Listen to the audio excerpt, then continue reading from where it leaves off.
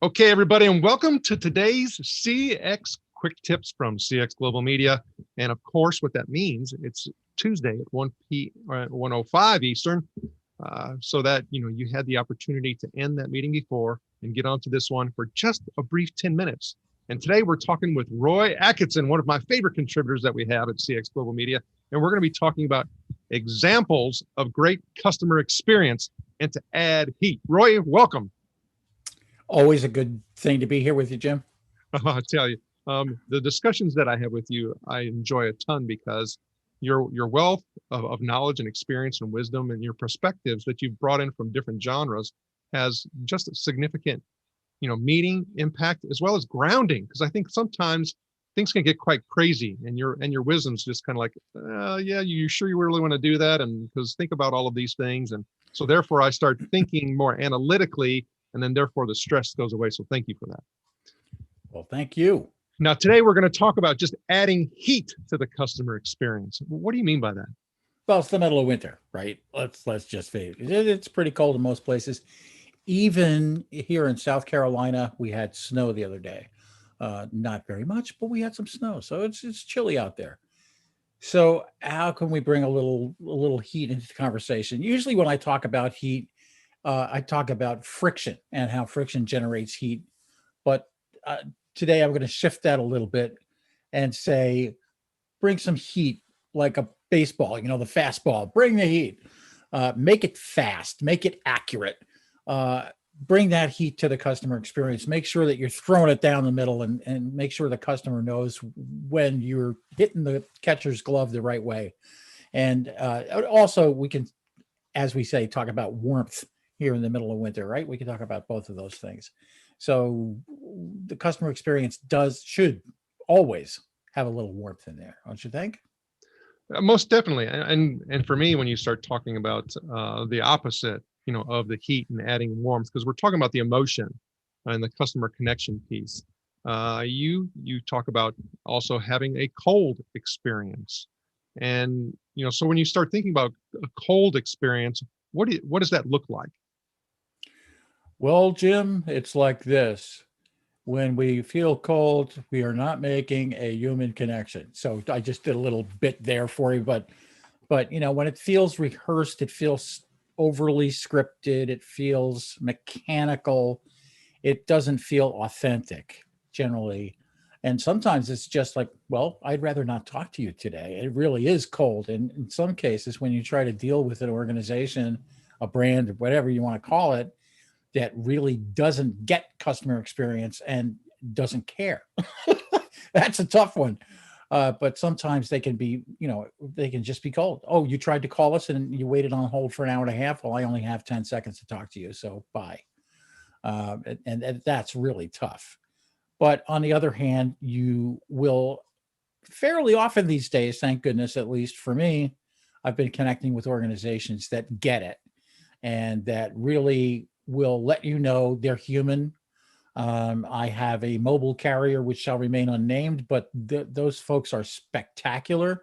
Anytime I have a question or any kind of, can I do this with my account, or is that included, or whatever it is, I know I'm going to get connected to somebody. It's a real human, and they always introduce themselves. They tell me where they are in the world, and they have a conversation with me. It's not stilted or stiff in any way. So they bring the warmth. Okay, so then that leads me to think about those people who you said that just don't get it, right? Mhm. So for those to help those people get it, what does it look like, or what are they experiencing, or maybe even your customers experiencing when you are cold to them? Well, I think it's pretty straightforward what customers are experiencing. They feel unloved, basically. They feel ignored. They feel like they're a number. And they feel like, well, okay, too bad you had to wait on hold for 45 minutes. That's not my problem. That's an awful way to feel, or to get through, go to the website, go through, try to get something out of the self-help, don't find the answer, go to the website, find a contact phone number, call up, wait on hold for a long period of time, and then get an answer like, well, I'm sorry, we can't help you with that. That's chilly.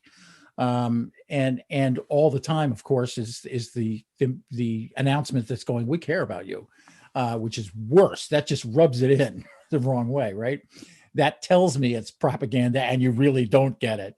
So, and I've had one of those experiences recently too, where the ultimate answer was, and I never got to talk to a person, but the ultimate answer was, we don't have that information. Too bad. Go away.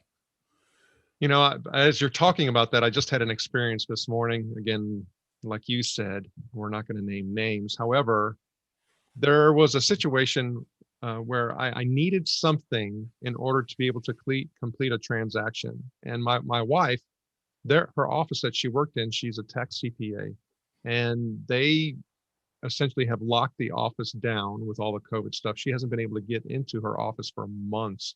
They, uh, shut down their key codes and everything else, and no one can go in. It's in her office. And so I called customer service and I was asking questions about, COVID exception, policies and this, that, and the other. And she goes, yeah, we just haven't updated those yet. And she goes, we're probably not going to. What do you say about an organization today, in today's world, about warmth and changing the way that they used to do business in order to accommodate the exceptions that we have now? Well, I think that, this has been a year, when we're coming up to a year now, and everybody's lives have changed. Workers' lives have changed, right? But we deal a lot with people in the contact center world. Their lives are totally different. They used to be, in a room or in many rooms, and now they're, many of them are at home working individually. That's a total switch from how they're used to working. Customers are dealing with things in different ways. Maybe they used to come into the store or come into the office and get things done, ask questions, sit down, have a conversation. Not anymore. It's happening over Zoom, over this medium, or over some other electronic medium, or it's via email. And maybe a lot of times it's technology they're not used to dealing with. They're having to think about things differently. And we need to wrap our brains around that and make sure that we can approximate the same type of customer experience that they're used to from us, whatever that is. We have to try to get that. If warmth and empathy are an element of our proposed customer experience, we got to figure out how to get that warmth and empathy into everything that we do, whether it's remotely or electronically or in person. And there ain't a whole lot of in person going on. So taking that into account, taking how people's lives are different now from what they were not that long ago, although it seems like a very long time, is really important. Things have changed.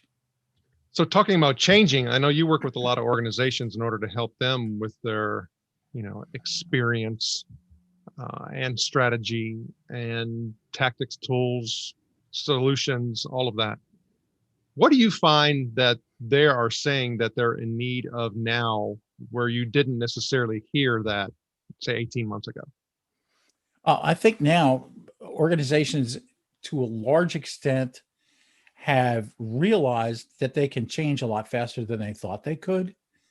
Right, going back to last March, I was doing a presentation on remote connections. I was talking about, are we disconnected or more connected?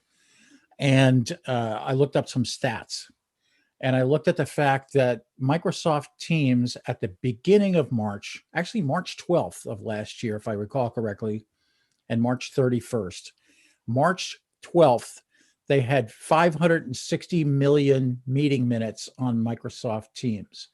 At the end of March, they had 2.7 billion meeting minutes per day. Okay, that's a huge change, which means that all the organizations that were utilizing Microsoft Teams totally redesigned the way that they work in the period of 2 weeks. And so seeing that, organizations have said, well, we can change that fast if we need to. Why don't we see what we'd like to get accomplished now in terms of dealing with customers, in terms of bringing employees together, all of that, and see how fast we can get that done. We're going to be more nimble. We're going to be more agile, whatever words you want to put on it. And we can change that fast if we want to and if we have to.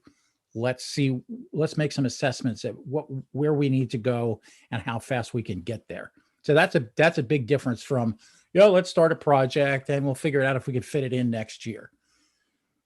That's actually massive. And I want to talk about some statistics. On Friday, Roy and I are going to be on the Clubhouse app, and we're going to further this discussion and invite you into it to talk about what are some examples of great customer experiences, what to you means adding heat, and what is cold. Roy, in the meantime, how do others get in touch with you?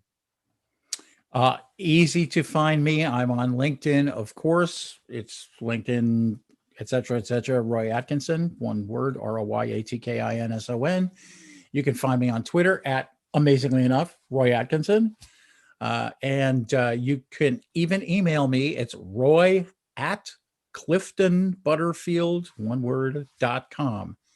Just like it sounds. Roy Atkinson, thank you for sharing your knowledge and wisdom. I'll see you on Friday at 3:00 Eastern in the Clubhouse app. And for many of you that are watching and listening, we hope to see you there as well. Roy, take care. Thanks, Jim.